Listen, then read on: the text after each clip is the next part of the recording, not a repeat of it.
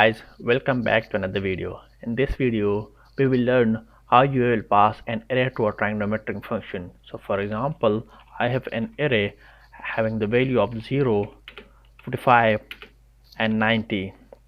You can also separate the terms by just spacing and do not put any comma in between.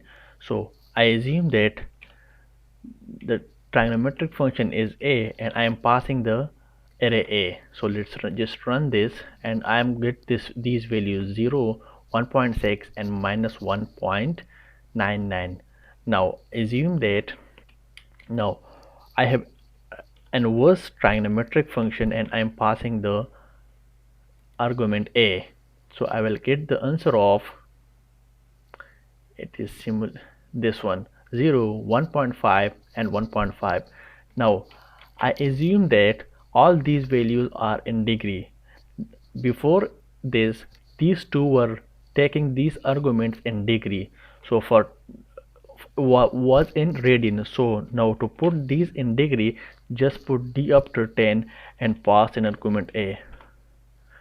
Run this, you will get the answer of 0, 1 and infinity, right? Because 10, 90 in degree is equal to infinity.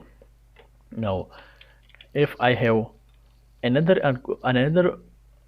array that has a b and it's a value of 1 space 10 space 100, make sure you put the square bracket.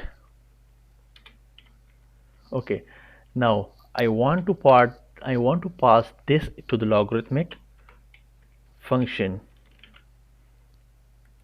Run this and let's see what I'm getting. So I get this value 0, 2.34. Now to assume that the logarithmic function has a base 10, so write down 10 with this and pass the argument b. You will get the answer 0, 1 and 2. So that's it.